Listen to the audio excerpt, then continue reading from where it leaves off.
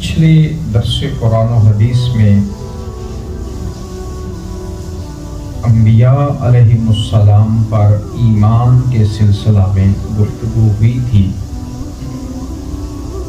کہ وہ برگزیدہ ہستیاں جنہیں اللہ رب العزت نے نبوت اور رسالت دے کر بھیجا، ان کے اوپر بالعموم اور حضور خاتم النبیین رحمت للعالمین احمد مجتبیٰ جناب محمد مصطفیٰ صلی اللہ علیہ وسلم پر بالخصوص ایمان لانا ایک مسلمان کے لیے کس قدر ضروری ہے۔ آج کے اس درس قرآن میں اس بات پہ میں گفتگو کروں گا کہ کیا انسانی ہدایت کے لیے عقل کافی ہے؟ عقل جو رب ذوالجلال کا عطا کردہ ایک تحفہ ہے، جس سے انسان چیزوں میں تمیز کرتا ہے، کیا وہ انسان کو مکمل رہنمائی دے سکتی ہے؟ اور اس کی رہنمائی مکمل ہے یا ناقص ہے؟ اور اگر ناقص ہے تو پھر نبوت کے نور کی کس قدر ضرورت ہے؟ اس سلسلہ میں عرض کروں کہ رب ذوالجلال نے انسان کو مختلف صلاحیتیں عطا فرمائی ہیں، جیسے حواس خمسہ ہے۔ حواس خمسہ یعنی 5 حواس، 5 حصے ہیں جن سے انسان اشیاء کی پہچان کرتا ہے۔ جیسے دیکھنے کے حص ہے، اس سے ہم چیزوں کو دیکھتے ہیں، ہمیں رنگوں کا پتہ چلتا ہے، یہ کالا رنگ ہے، یہ سفید رنگ ہے، یہ سبز ہے، یہ نیلا ہے۔ اور یہ حص بہت زیادہ ہے انسان میں کہ اگر یہ صحیح ہو تو آسمان تک انسان دیکھ سکتا ہے۔ دیکھنے کی حص حاسۃ البصر۔ اور پھر سننے کی حص ہے، انسان آواز کو سنتا ہے جو کان میں ہے، دیکھنے کی حص نظر میں اور سننے کی حص کان میں۔ انسان اس سے آوازوں کو سنتا ہے، ہلکی آواز، بھاری آواز، اچھی آواز، بدی آواز، اس حص سے ہمیں پتہ چلتی ہے۔ اور پھر اسی طرح چھونے کی حص ہے، ہمارے ہاتھ میں اللہ نے رکھی ہے، ہم ہاتھ لگا کے چھو کے دیکھ سکتے ہیں یہ چیز سخت ہے، نرم ہے، گیلی ہے، تر ہے۔ اس حص سے ہمیں یہ علم حاصل ہوتا ہے۔ اور پھر ذائقہ کی حص اللہ نے زبان میں رکھی ہے۔ اب لقمہ ہمارے ہاتھ میں ہے، ہم نے وہ نرم ہے، سخت ہے، گرم ہے، سرد ہے، وہ تو ہاتھ نے بتا دیا، لیکن ذائقہ کیسا ہے، اچھا ذائقہ ہے، بد ذائقہ ہے، وہ تب پتہ چلے گا جب زبان پہ رکھیں گے۔ تو یہ حص اللہ نے زبان میں رکھ دی۔ میٹھا ہے، کڑوا ہے، ترش ہے، کیسا ہے، یہ زبان میں رکھ دی، ذائقہ کی حص۔ اور ایسے ہی 5ویں حص ہے سونگنے کی حص۔ چیز ہمارے سامنے پڑی ہے، ہم دیکھ رہے ہیں، لیکن ناک میں یہ حص ہے، یہ ہمیں حص بتائے گی جب ناک کے قریب وہ چیز ہوگی بودار ہے، خوش ذائقہ یا اچھی بو ہے اس کی یا بدبودار ہے۔ یہ ہمیں یہ حص سونگنے کے حص بتائے گی۔ تو حواس خمسہ علم کا ذریعہ ہے، علم کا ذریعہ ہے۔ یہ 5 حواس خمسہ، 5 حواس حص کی جمع، یہ 5 حواس اللہ رب العزت نے ہر تندرست انسان کو دیے ہیں. تو اگر یہ کام کر رہے ہیں تو انسان ان کے ذریعے علم حاصل کرتا ہے. جس میں دیکھنے کی حص نہ ہو، ظاہر ہے وہ اور دیکھنے والا برابر نہیں ہے. تو پتہ چلا ان حصوں کے ذریعے انسان جو ہے وہ دنیا میں چیزوں کو پہچان سکتا ہے اور علم حاصل کر سکتا ہے، ادراک حاصل کر سکتا ہے. انسان کی کامیابی، ترقی، بہترین زندگی، صحت مند زندگی میں ان حواس خمسہ کا ایک بڑا کردار ہے. رب ذوالجلال نے ہر انسان کو جو تندرست ہے اسے یہ حصے عطا فرمائے. اب ان حصوں سے اوپر ایک اور چیز اللہ نے عطا فرمائی ہے جہاں ان حصوں کی پہنچ نہیں ہے. یہ حصے جانوروں میں بھی ہیں، انسانوں میں بھی ہیں. اس لحاظ سے دونوں برابر ہیں، بلکہ بعض جانوروں کی حصے انسان سے تیز ہیں. انسان سے تیز ہیں. سونگرے کی حص بعض جانوروں کی بہت زیادہ ہے. ایسے ہی دیکھنے کی حص بعض جانوروں کی اور پرندوں کی، آپ شاہین کو دیکھیں، چیل کو دیکھیں، ان کی حص تیز ہے. تو بعض اگر ہم جانوروں کو یا پرندوں کو دیکھیں تو ان کی یہ حصے انسان سے بھی تیز ہے. لیکن ایک چیز اللہ نے ان حواس سے اوپر انسان کو دی ہے جو جانوروں کو نہیں دی، اور وہ کیا ہے؟ عقل. وہ کیا ہے؟ عقل. عقل کیا چیز ہے؟ علماء نے اس کی تعریف کیا کی ہے؟ علماء کہتے ہیں کہ عقل سے مراد ہوا تمیز. اس سے مراد تمیز ہے، یعنی فرق کرنا.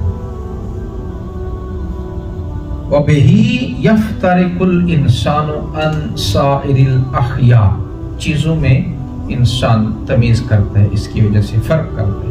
یہ کیا ہے؟ یہ اچھی ہے، بری ہے، کیا ہے؟ وَبِهِ يَفْحَمُ الْإِنسَانُ مَا لَا يَفْحَمُ بِهُ الْحَيْوَانُ. اور عقل کے ذریعے انسان وہ کچھ سمجھتا ہے جو جانور نہیں سمجھ سکتا. تو عقل سے انسان جانوروں سے ممتاز ہو گیا. جانوروں میں اگرچہ بعض حصے زیادہ ہیں بعض جانوروں میں، لیکن عقل نہیں ہے. انسان کو اللہ رب العزت نے یہ حواس سے اوپر ایک اور چیز دی، عقل.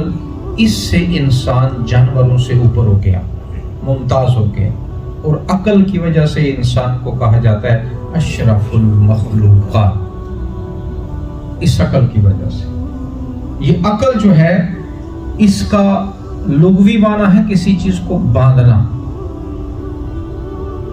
عقلت بعیر، اونٹ کا جب گھٹنا باندھ دے نا تو اس کو کہتے ہیں عقلت بعیر، اونٹ کو باندھ دیا گیا.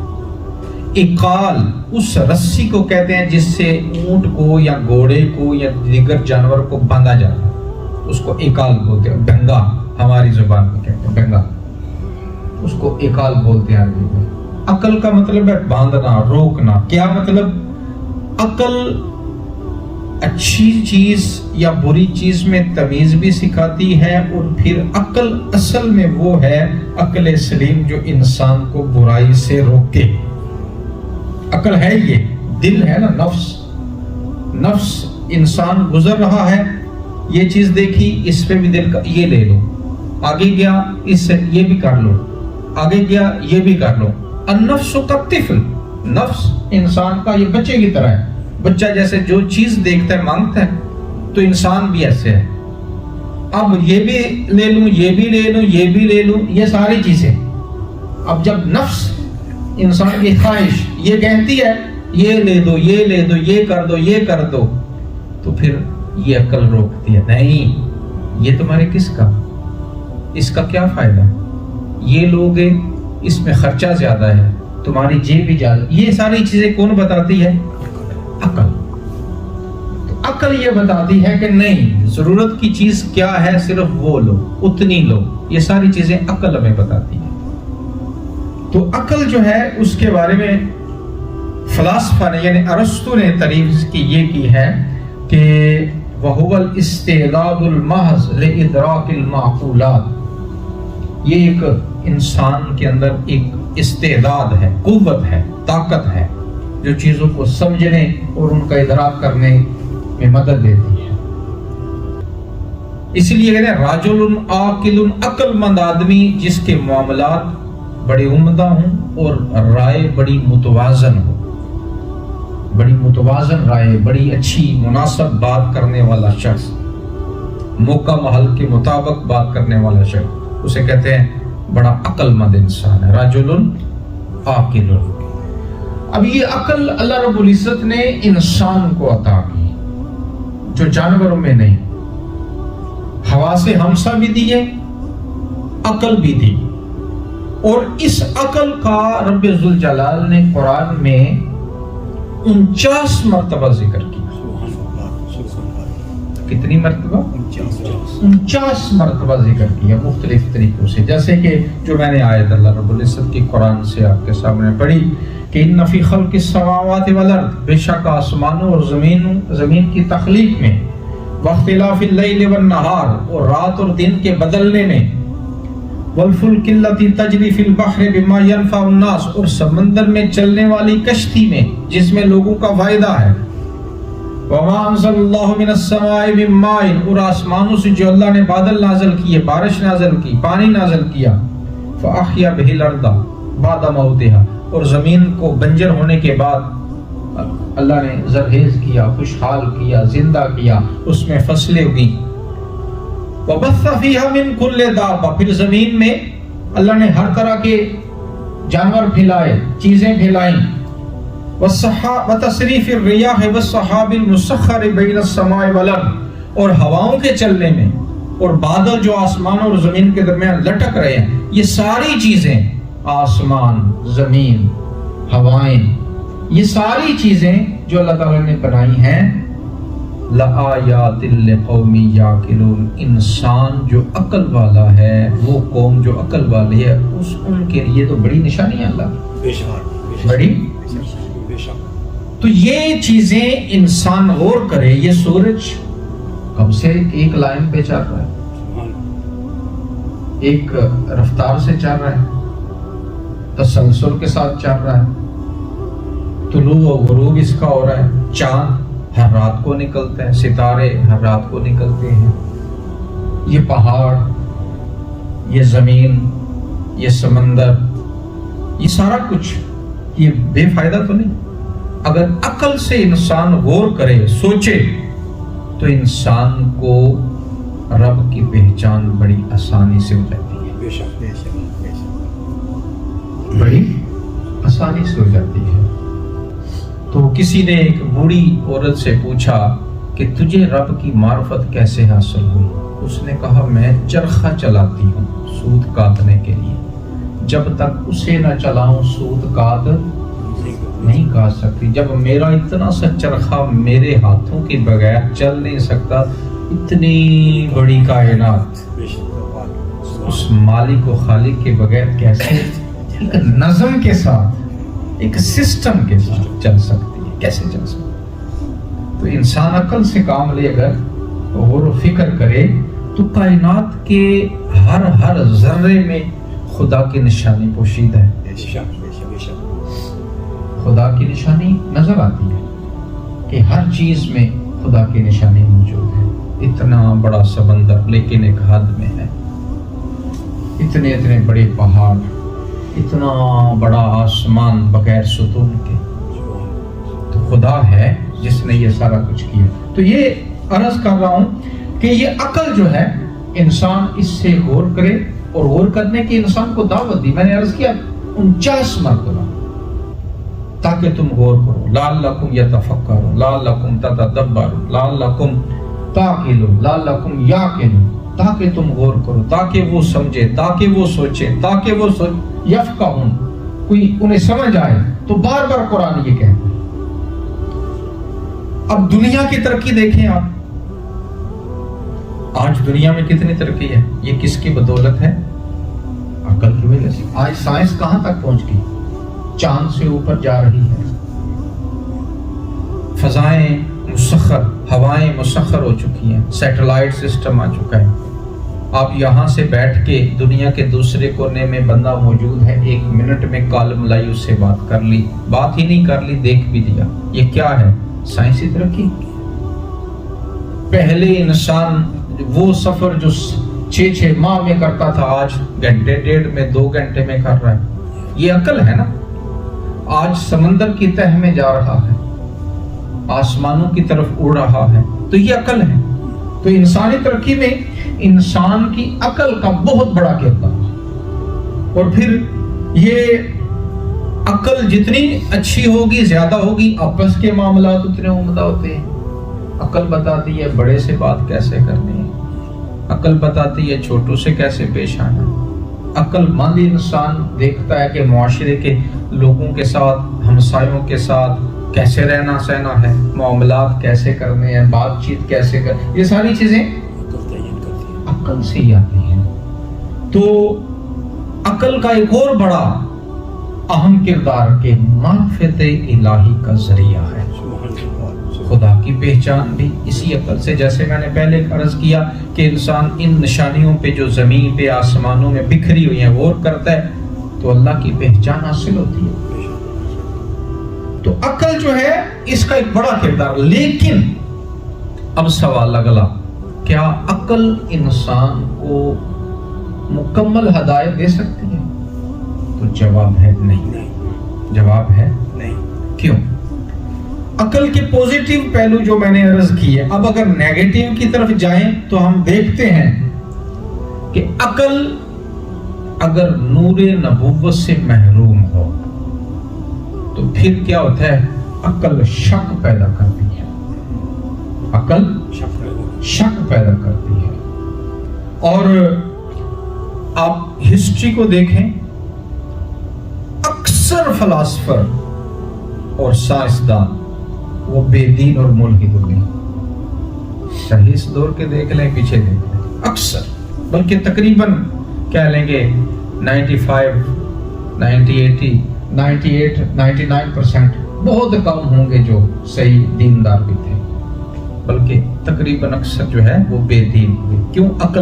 عقل کو اتنا استعمال کیا کہ پھر دین کے معاملے میں بھی عقل کو معیار بنا دیا.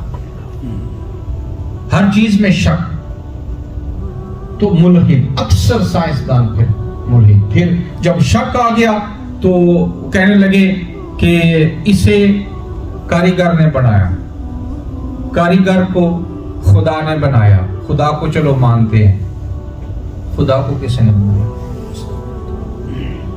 ہر جاندار کو کسی جاندار نے جنم دیا، اس جاندار کا سلسلہ چلتا چلتا پیچھے گیا، چلو ٹھیک ہے مان لیا خدا ہے. یہ وہ فلاسفرز کی بات کر رہا ہوں جو خدا کو مانتے ہیں. خدا نے بنایا، خدا کو کس نے بنایا؟ شک آ گیا. اب آگے پھر عقل ہے تو جو اس کی پہنچ سے باہر ہے اسے نہیں مانے گی. اب جو سمجھ آ گیا وہ تو ٹھیک، جو محسوس ہو گیا وہ ٹھیک، جو اس کی پہنچ سے باہر اسے نہیں مانے گی. اب خدا کا انکار سائنسدان کرتے ہیں. آج کا دور دیکھ لیں، یورپ سارا خدا سے دور ہو چکا ہے، انکار ہو چکا ہے. اس کی وجہ ہی ان کے پیچھے فلاسفرز اور ان کے سائنسدانوں کے نظریات ہیں. آج جو نظریہ ارتقاء ہے کہ ہر چیز خود بخود بنی، تو خدا کا انکار. جو چیز پہنچ سے دور اس کا انکار. خدا نظر نہیں آتا تو نہیں ہے، فرشتے نظر نہیں آتے تو نہیں ہے، روح نظر نہیں آتی تو نہیں ہے. انسان کی روح کا انکار کرتے اور کہنے لگے کہ ڈیتھ جو ہوتی ہے وہ دماغ کے بند ہونے سے ہوتی ہے، روح ہے وہ ہے ہی نہیں، نکلنا اس نے کیا، روح کا انکار کر دیا کیونکہ نظر نہیں آتی. فرشتوں کا انکار، آخرت کا انکار. جب آخرت کا انکار کیا تو دوزخ اور جنت کا بھی انکار کر دیا. تو عقل جب نور نبوت سے محروم ہوئی تو پھر جہاں تک اس کی رسائی ہوئی اس نے وہاں تک مانا، اس سے آگے اسے پتہ ہی نہیں، اس نے انکار کر دیا. اور پھر عقل اگر نور نبوت سے محروم ہے تو پھر مفاد پرستی اور اخلاقیات کا نظریہ اضافیت دیتی ہے کیا مطلب؟ سچ بولنے میں تمہارا فائدہ ہے تو بولو، نقصان ہے تو کوئی نہیں ضرورت بولنے کی۔ فلاں کے معاملے میں تمہارا فائدہ ہے تو ٹھیک ہے، بیچ میں کودو، نہیں تمہارا معاملہ تو خاموشی رہو۔ اگر تمہیں عرب کے عراق سے، کویت سے تیل نظر آنا ہے اور ملنا ہے تو جنگ میں کود پڑو اور کہو جی ہم تو انہیں بچانے کے لیے ایران کو مار رہے ہیں یا عراق کو مار رہے ہیں، جنگ میں کودو اور بعد میں تیل حاصل کرو، قبضے کرو تیل کے کنووں پہ۔ لیکن کشمیر سے تیل نہیں ملتا، وہاں 70 سال 80 سال سے دنیا جو ہے وہ ظلم سہ رہی ہے، مسلمان ظلم سہ رہا ہے، تو خاموشی سے دیکھتے رہو۔ یہ ہے اخلاق کا نظریہ اضافیت کہ تمہیں فائدہ ہے تو منصف بن جاؤ، تمہیں فائدہ نہیں تو تمہارے کان پہ جو بھی نہیں رنگے گی۔ یہ ہے اخلاق کا نظریہ اضافیت۔ اپنا مفاد ہے، آج دیکھ لیں دنیا، اپنا مفاد ہے تو پھر تم عادل بھی ہو، تم پھر منصف بھی ہو، تم پھر سب کچھ ہو، جج بھی ہو، لیکن اپنا مفاد نہیں تو دنیا مرتی رہے، چاہے افریقہ میں مرے، چاہے کشمیر میں مرے، چاہے فلسطین میں مرے، تمہیں کوئی پرواہ نہیں۔ تو یہ ہے عقل کا کردار۔ اور پھر ایک اور چیز، عقل پھر اگر صرف عقل ہے، نور نبوت نہیں، پھر یہ نہیں پتا حلال کیا ہے حرام کیا۔ وہ کہتی ہے کہ بھئی گائے اگر حلال ہے تو معاذ اللہ پھر خنزیر کیوں حرام ہے؟ بتاؤ ہمیں، عقل سے بتاؤ۔ تو مسلمان تو نہیں نا یہ کہتا کیوں حرام، کیوں اسے اس کی عقل نے نور نبوت سے فائدہ حاصل کیا۔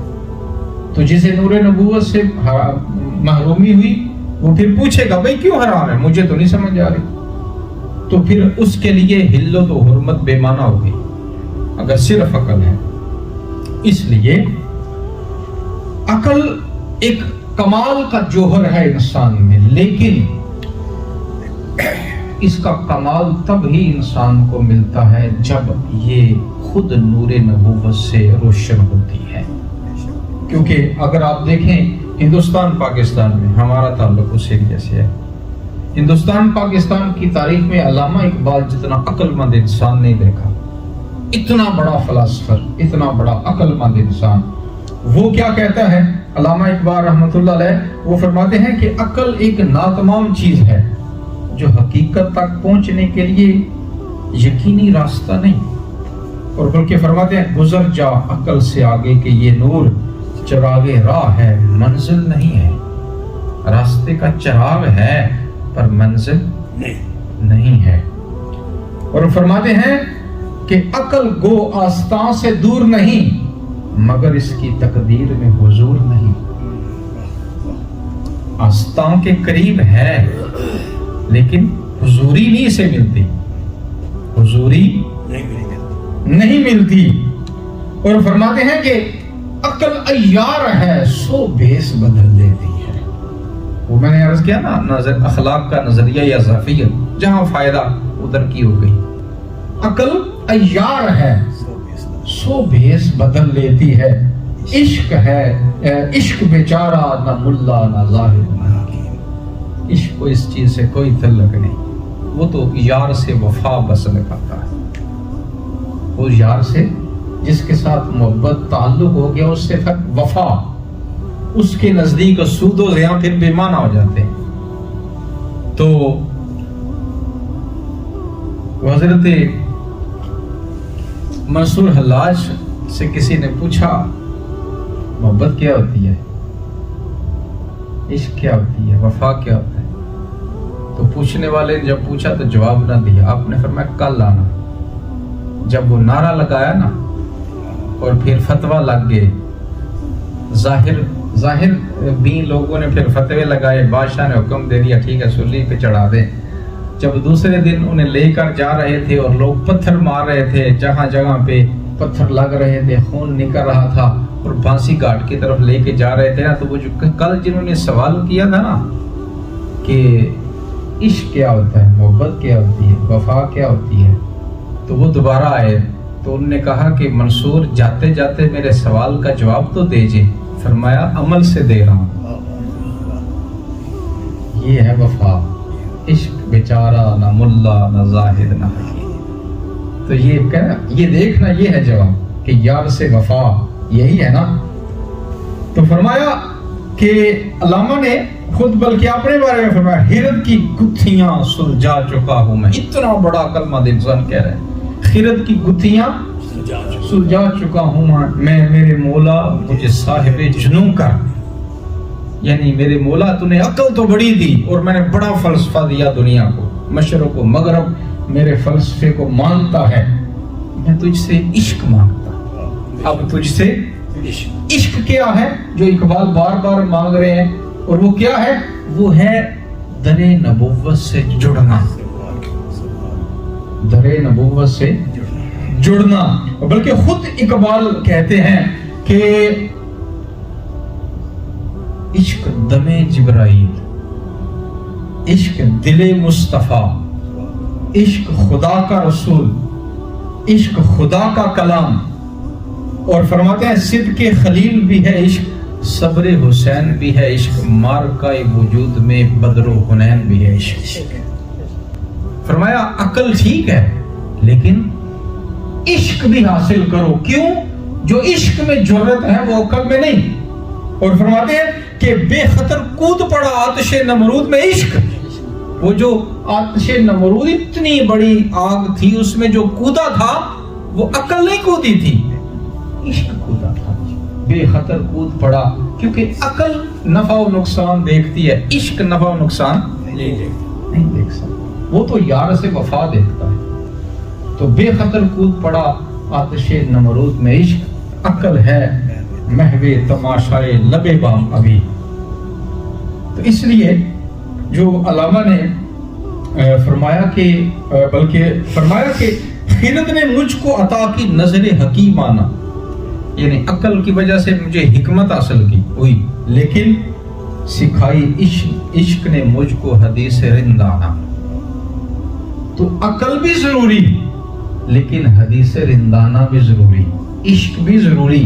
اور پھر آپ اگر دیکھیں نا، حدیث عقل انسان کو حکمت دیتی ہے، فلسفہ دیتی ہے، دانش دیتی ہے، لیکن عشق وفا دیتا ہے، جرت دیتا ہے، استقامت دیتا ہے. اور اگر اس کی زندہ مثال دیکھنی ہو تو پھر کربلا میں امام حسین کو دیکھیں. کیا عقل کہہ سکتی تھی کہ اپنے 72 ساتھیوں کے ساتھ، جن میں اپنے بیٹے ہیں، جگر کے ٹکڑے ہیں، بھتیجے ہیں، بھانجے ہیں، اتنی بڑی فوج سے ٹکرا جاؤ؟ عقل مانتی ہے؟ نہیں. یہ کیا ہے؟ عشق ہے. یہ اللہ سے، اللہ کے رسول سے عشق ہے، ان کے دین سے سچی محبت ہے. کہ دین کی حفاظت کے لیے یہ نہیں دیکھنا کہ تعداد کتنی ہے، کھڑے ہونا ہے. اور پھر امام حسین نے عشق کا زندہ اور عملی مظاہرہ کیا. اور پھر امام احمد بن حنبل رحمۃ اللہ تعالی علیہ وقت کے بادشاہ نے کہا کہ قرآن خدا کی مخلوق ہے، معاذ اللہ. آپ نے فرمایا نہیں، قرآن خدا کا کلام ہے، یہ مخلوق نہیں ہے، کیونکہ مخلوق ختم ہونے والی ہے اور خدا کا کلام کبھی نہیں ختم ہونے والا. یہ خدا کا کلام ہے، مخلوق نہیں ہے. بادشاہ وقت نے بلایا، قید کیا اور پھر لوگوں کو مسلط کیا کہ مارو کوڑے.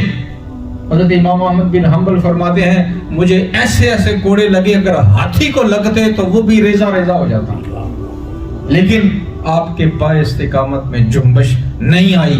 مارنے والے مار مار کے تھک جاتے. اور پھر بادشاہ پوچھا احمد بن حنبل بتاؤ قرآن اللہ کا کلام ہے یا مخلوق؟ فرمایا اللہ کا کلام ہے. جان تو لے سکتے ہو لیکن نظریہ بدل نہیں سکتے. اور پھر امام حضرت مجدد الفسانی کو دیکھیں، اس وقت بادشاہ کو سجدہ تعظیمی کیا جاتا تھا. بڑے بڑے جبہ و دستار والے وہاں پہ جا کے سجدہ کرتے تھے، بڑے بڑے لوگ، بڑے بڑے طاقت والے بھی جھکتے تھے. لیکن میرے امام ربانی رحمت اللہ علیہ نے فرمایا نہیں، سجدہ صرف خدا کو ہے. اب تعظیمی سجدہ بھی نہیں، صرف خدا کو ہے.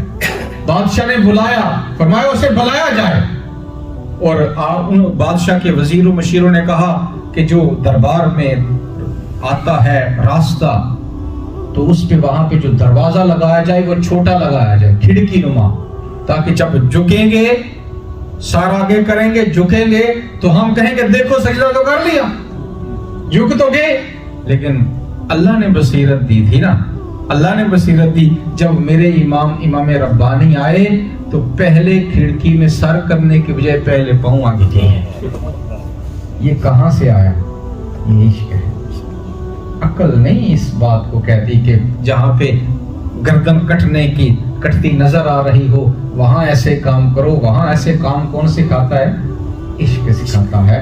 تو اس لیے عقل جو ہے اگر نور نبوت سے محروم ہو تو پھر انسان کو گمراہ کرتی ہے۔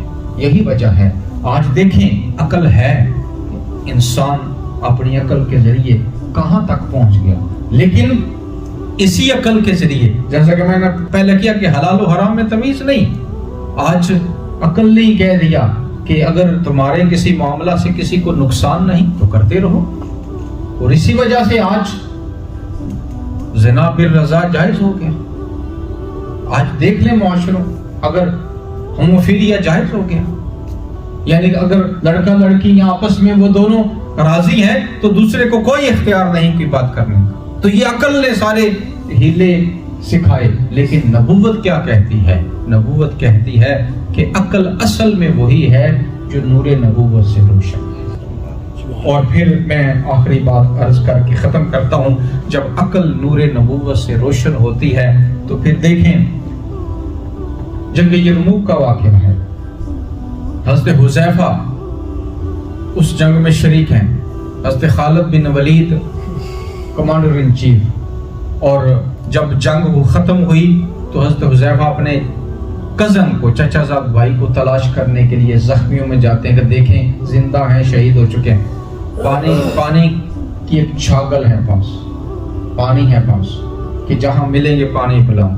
ڈھونڈتے ڈھونڈتے، اندھیرا بھی تھا، جب ڈھونڈ لیا تو زخموں سے گراہ رہے تھے اور پاس گئے، پانی انہیں پیشکش کی تو انہوں نے کہا ہاں میں نے پینا ہے۔ کہتے ہیں قریب سے آواز آئی پانی، وہ جو جنہیں پانی پلانے لگے تو انہوں نے کہا پہلے ان کو پلاؤ، وہ لے کر ادھر گئے تو وہاں جو وہ پینے لگے تو انہوں نے تیسرے بندے کی آواز سنی پانی، انہوں نے کہا نہیں پہلے ان کو پلاؤ۔ آخری وقت ہے، زخم ہے اور ایک جنگ میں زخمی ہوئے ہیں اور موت و زندگی اور موت کی کشمکش میں، اب جب تیسرے کے پاس لے کر پہنچے تو وہ شہید ہو چکے، واپس پلٹے دوسرے بھی شہید، تیسرے کے پاس، پہلے کے پاس واپس پلٹے وہ بھی شہید۔ تو یہ چیز کس نے سکھائی؟ یہ چیز صرف عقل تو نہیں سکھا سکتی، عقل تو کہہ دیا اپنی زندگی بچاؤ، تو یہ چیز نور نبوت سے حاصل ہوئی۔ اللہ رب العزت اور اللہ رب العزت کے رسول صلی اللہ علیہ وسلم کے تعلق سے یہ چیزیں پیدا ہوئیں۔ تو اس لیے اس کا خلاصہ یہ ہے کہ انسان کی عقل کا اگرچہ دنیا کی ترقی میں، انسانی ترقی میں بہت بڑا کردار ہے، لیکن عقل کامل وہ ہے، عقل سلیم وہ ہے، اور عقل صحیح معنوں میں رہنمائی وہی دے سکتی ہے جو خود نبوت کے نور سے روشن ہو اور وہاں سے فائدہ اور استفادہ حاصل کرے۔